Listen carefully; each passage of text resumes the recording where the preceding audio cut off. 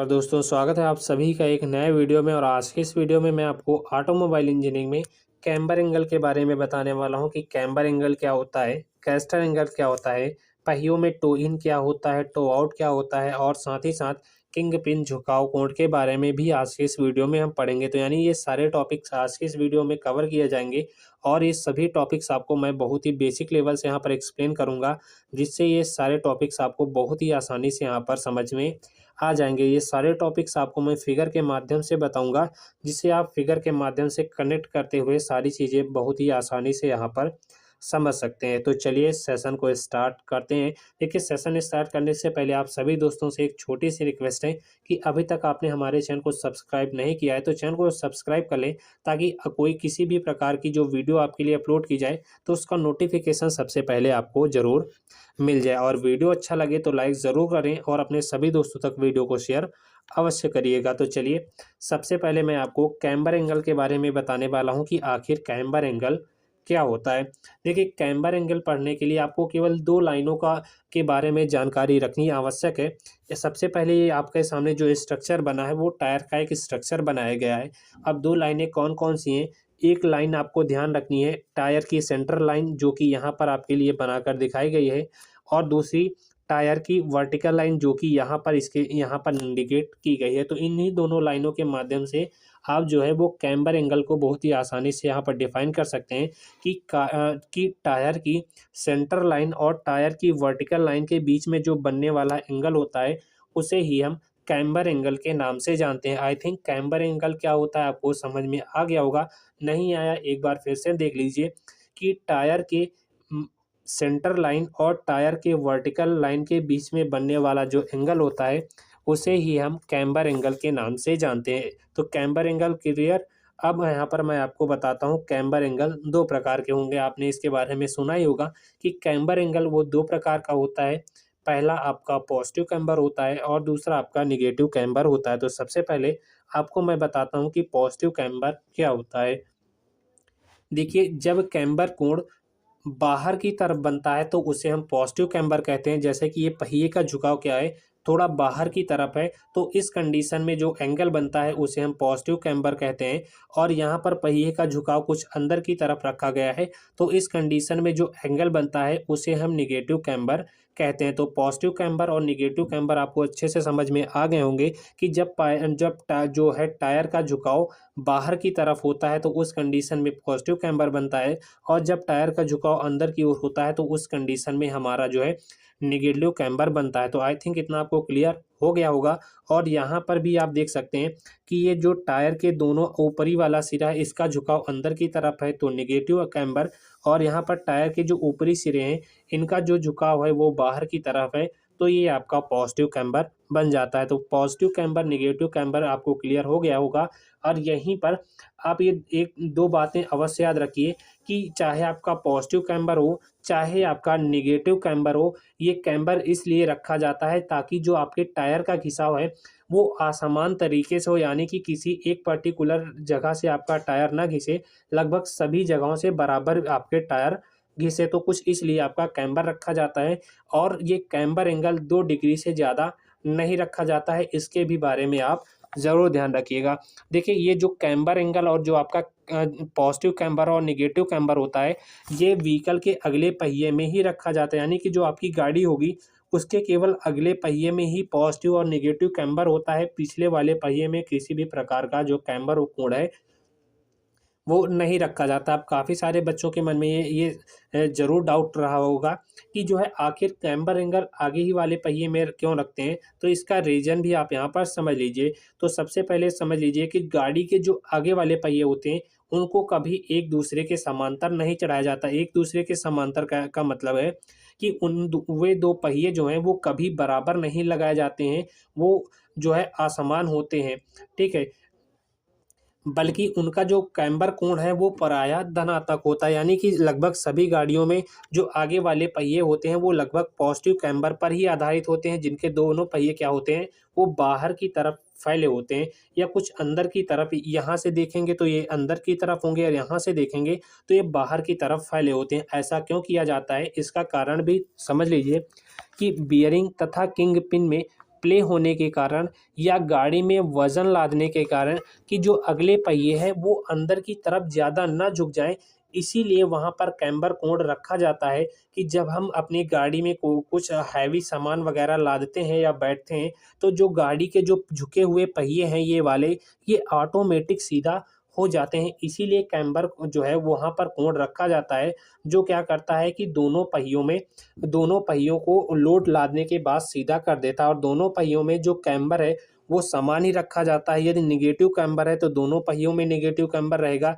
यदि positive camber है तो दोनों पहिए में आपका जो है पॉजिटिव कैम्बर रहने वाला है। तो आई थिंक आपका जो है कैम्बर क्या होता है ये टॉपिक अच्छे से समझ में आ गया होगा कि कैम्बर क्या होता है, और कैम्बर के मैंने आपको 2 प्रकार बताया और आखिर गाड़ी में कैम्बर क्यों रखा जाता है उसका रीज़न भी आपको मैंने बता दिया। तो चलिए अब आपको बताते हैं जो है कैस्टर एंगल के बारे में। कैस्टर एंगल समझने से पहले आपको कैस्टर एंगल का जो है फिगर यहाँ पर समझना आवश्यक है। यदि आप कैस्टर एंगल का फिगर यहाँ पर समझ जाते हैं तो आप कैस्टर की जो डेफिनेशन है वो बहुत ही आसानी से यहाँ पर समझ पाएंगे।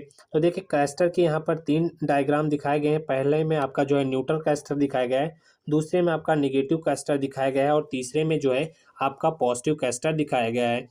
तो यहाँ पर 2 चीज़ें आपको जानना आवश्यक है। पहली जो आपको ब्लू कलर की लाइन दिख रही है, इसको हम बोलते हैं टायर की सेंटर लाइन, और जो आपकी ये रेड कलर की लाइन दिख रही है, इसको हम बोलते हैं तो किंग पिन। इन्हीं दोनों के माध्यम से आप कैस्टर को डिफाइन कर सकते हैं कि किंग पिन का टायर की सेंट्रल रेखा से आगे या पीछे की ओर झुकाव होने के कारण जो बनने वाला कोण होता है, वो आपका कैस्टर कोण कहलाता है। एक बार मैं फिर से रिपीट कर रहा हूँ कि किंग पिन का टायर की जो सेंटर लाइन होती है, इससे आगे या पीछे की ओर झुकाव होने के कारण जो बनने वाला कोण होता है, उसे ही हम सिंपली कैस्टर एंगल के नाम से जानते हैं।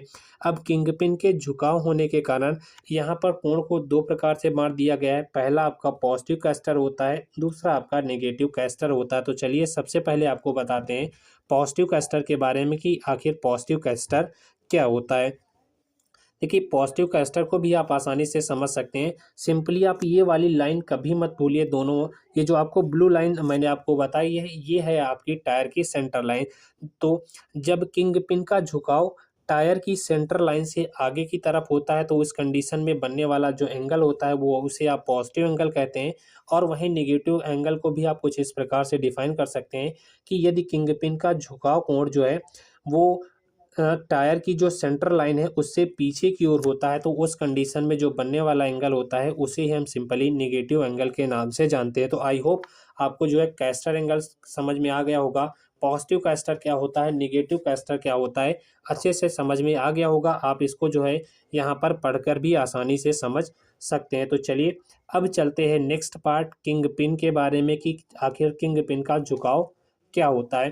देखिए किंग पिन के झुकाव को आप कुछ इस प्रकार से आसानी से समझ सकते हैं कि टायर की मध्य रेखा और किंग पिन के बीच की जो मध्य रेखा है उसके बीच जो बनने वाला एंगल होता है उसे ही हम किंग पिन का झुकाव कोण कहते हैं। एक बार फिर से समझ लीजिए कि देखिए जब हम गाड़ी को आगे की ओर से देखते हैं तो उस समय टायर की जो मध्य रेखा होती है और जो किंग पिन के बीच की जो मध्य रेखा होती है, उस कंडीशन में जो बनने वाला एंगल होता है उसे हम सिंपली किंग पिन का झुकाव कोण के नाम से जानते हैं। और ये किंग पिन का झुकाव कोण क्या करता है कि जब गाड़ी हम मोड़ते हैं तो उसे एक दिशा में चलने के लिए स्थिरता प्रदान करता है। और आधुनिक गाड़ियों में जो किंग पिन का झुकाव है वो 4 डिग्री से 8 डिग्री के बीच में रखा जाता है। और ये झुकाव जो है वो दोनों तरफ समान होता है। यदि एक पहिए में हमने जो है मान लीजिए 5 डिग्री का झुकाव दे दिया है तो दूसरे पहिए में भी हमें 5 डिग्री का झुकाव देना आवश्यक है। और यह झुकाव जो है किंग पिन को मोड़ते ही संयोजित किया जाता है, यानी कि जब हम मोड़ते हैं तो उसी समय ये किंग पिन का जो है कैलकुलेशन वगैरह किया जाता है। तो आई थिंक आपको जो है किंग पिन के बारे में भी यहाँ पर समझ में आया होगा कि आखिर किंग पिन क्या होता है। देखिए टो इन और टो आउट समझने से पहले जो मैंने आपको किंग पिन की अभी डेफिनेशन बताई थी कि टायर की जो मिडिल रेखा होती है और किंगपिन की जो मिडिल रेखा होती है, उन दोनों के बीच बनने वाला जो कोण होता है उसे हम किंगपिन का झुकाव कोण कहते हैं।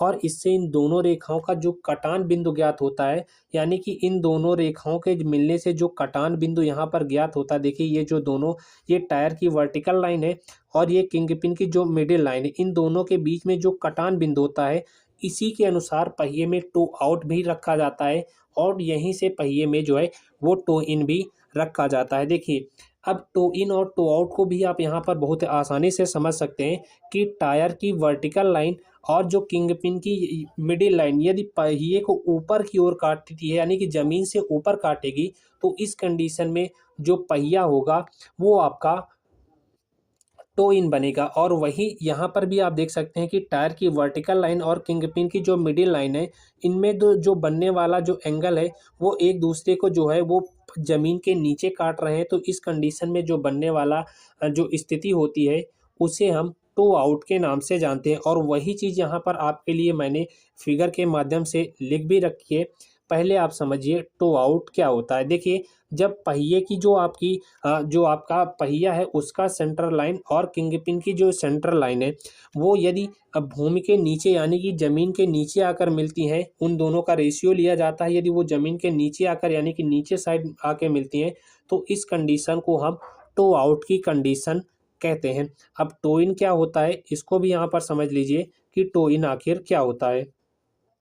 जो मैंने चीज़ अभी आपको बताई, आप इस फिगर के माध्यम से उसको और आसानी से यहाँ पर समझ सकते हैं कि यदि पहिए की सेंटर लाइन और किंगपिन की जो सेंटर लाइन के बीच बनने वाले जो कोण का एंगल है, यदि वो एक दूसरे को आगे की ओर काटते हैं, तो इस कंडीशन में जो आपका बनता है वो टो इन बनता है। और यहीं पर आप समझ सकते हैं कि पहिए की जो सेंटर लाइन है और किंगपिन की जो सेंटर लाइन है, वो दोनों जो है यदि एक दूसरे को अंदर की ओर काटती है, तो इस कंडीशन में जो आपका डायग्राम बनता है वो आपका टो आउट का बनता है। तो इसको आप कुछ इस प्रकार भी समझ सकते हैं कि टो इन क्या होता है, टो आउट क्या होते हैं। आई थिंक आपको यहाँ पर अच्छे से समझ में आ गया होगा। और जिनको भी नहीं समझ में आया, एक बार फिर से देख लीजिए कि जो आपका पहिया का जो सेंटर लाइन है और जो आपका किंगपिन की जो सेंटर लाइन है, यदि वो दोनों सेंटर लाइन आगे की ओर आकर मिलती हैं, तो उस कंडीशन में जो बनने वाला पार्ट होता है वो टो इन का होता है।